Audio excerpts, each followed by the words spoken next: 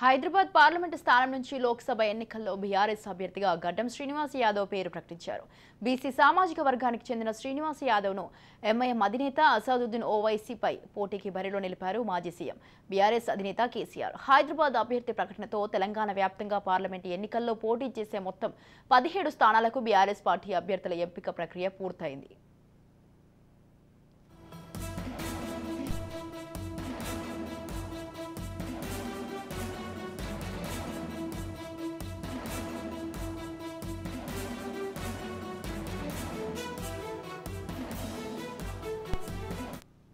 ఓవైపు అసెంబ్లీ ఎన్నికల్లో ఓటమితో బీఆర్ఎస్ నేతలు డీలా పడ్డారు. దాంతో లోక్సభ ఎన్నికల్లో ఎలాగైనా సత్తా చాటాలని మాజీ సీఎం కేసీఆర్ భావించారు. కానీ కొందరు బీఆర్ఎస్ నేతలు కాంగ్రెస్, బీజేపీలో చేరిపోయారు. ముఖ్యంగా లోక్సభ ఎన్నికల సమయంలో బీఆర్ఎస్ సిట్టింగ్ ఎంపీలు బీజేపీలో చేరి సీట్లు తెచ్చుకున్నారు.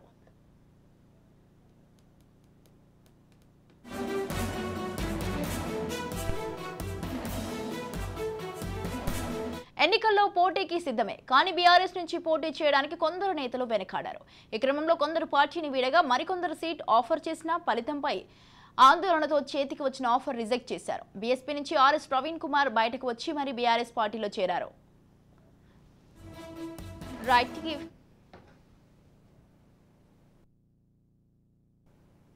రైట్ ఈ విషయంపై పూర్తి సమాచారాన్ని మా ప్రతినిధి మహేందర్ అందిస్తారు. తర్వాత బీఆర్ఎస్ పార్టీ పార్లమెంట్ ఎన్నికల వైపు ఎక్కువ ఫోకస్ పెట్టింది.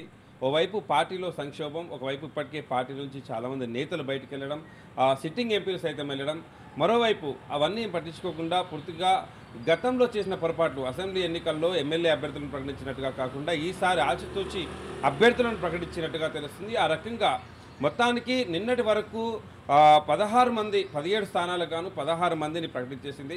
ఒక హైదరాబాద్ స్థానం మినహా మిగతా అన్ని స్థానాలు కూడా ప్రకటించేసింది. అయితే హైదరాబాద్ ఈ మొత్తంగా దాదాపు రాష్ట్రంలో అన్ని ఎంపీ స్థానాల కన్నా హైదరాబాద్ స్థానం అంటేనే ఎక్కువగా చర్చ జరిగే అంశం. ఇక్కడ ఇప్పటికే సిట్టింగ్గా అసదుద్దీన్ ఓవైసీ ఉన్నాడు. ఇప్పటికీ అసదుద్దీన్ వదులుకోవడానికి ఇప్పటికే బీజేపీ ఒక మహిళను అక్కడ ప్రకటించేశారు.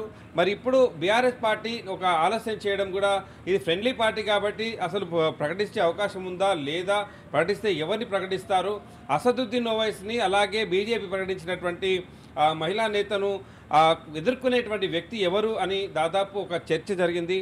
మొత్తానికి బీఆర్ఎస్ పార్టీ హైదరాబాద్ కూడా ఒక అభ్యర్థిని అయితే ప్రకటించేసింది. గడ్డం శ్రీనివాస్ యాదవ్ను మొత్తానికి ఇటు బీఆర్ఎస్ పార్టీ అయితే ప్రకటించింది. తాను ఇప్పటికే పార్టీలో క్రియాశీలకంగా వెళ్తున్న వ్యక్తి, ఇటు ఇప్పటికే గ్రంథాలయ చైర్మన్గా కూడా తాను పనిచేసిన వ్యక్తి, పార్టీకి అలాగే ఇప్పుడు కూడా పార్టీ కార్యాలయంలో కావచ్చు ప్రతి కార్యక్రమాల్లో కూడా చాలా యాక్టివ్గా ఉంటూనే వెళ్ళిన వ్యక్తి. మొత్తానికి పార్టీ అయితే గడ్డం శ్రీనివాస్ యాదవ్ను గుర్తించిన పరిస్థితి. మరి ఇప్పుడు అసెంబ్లీ ఓటమి తర్వాత పార్లమెంట్ ఎన్నికల్లో దాదాపు 2 అంకెల స్థానం మొత్తంగా కూడా డబుల్ డిజిట్ సాధించుకోవాలనేటువంటి ఒక కృతనిశ్చయంతో పార్టీ ముందుకెళ్తున్న పరిస్థితి. మరి ఇలాంటి సమయంలో మరి అభ్యర్థులంతా కూడా కొన్ని చోట్ల దాదాపు బీఆర్ఎస్ పార్టీ అసెంబ్లీ ఓటమి తర్వాత పోటీ చేయడానికి దాదాపు ఎక్కువ మంది కూడా ఇష్టం చూపించలేరనే దాదాపు బహిరంగ చర్చ అలాగే ఉన్న విషయం కూడా. సో ఆ రకంగా వెనుకడిగేసిన నేపథ్యంలో మొత్తానికి బీఆర్ఎస్ అయితే 17 స్థానాలకు గాను 17 స్థానాలకు అభ్యర్థులను ప్రకటించింది. మరి వీరంతా కూడా ఏ మేర ప్రచారం చేస్తారు, అసెంబ్లీ ఎన్నికల్లో ఇటువంటి ఓటమి ఇప్పుడు పార్లమెంట్లో ఎన్నికలకు మరి ఓటుగా మారడానికి మరి బీఆర్ఎస్ పార్టీ ఏ రకంగా కృషి చేస్తుంది, ఆ రకంగా ఇప్పటికే పార్టీలో జరిగినటువంటి విషయాలు కావచ్చు, కవిత అరెస్టు కావచ్చు, మరి అన్ని నేపథ్యంలో అసెంబ్లీ ఎన్నికల్లో ఉన్నప్పుడు దాదాపు కేసీఆర్ అన్ని నియోజకవర్గాలు దాని కాళ్ళకు చక్రాలు కట్టుకున్నట్టుగా అన్ని నియోజకవర్గాలు తిరిగి ప్రచారం చేశారు. మరి ఇప్పుడు అలాంటి పరిస్థితి ఉంటుందా?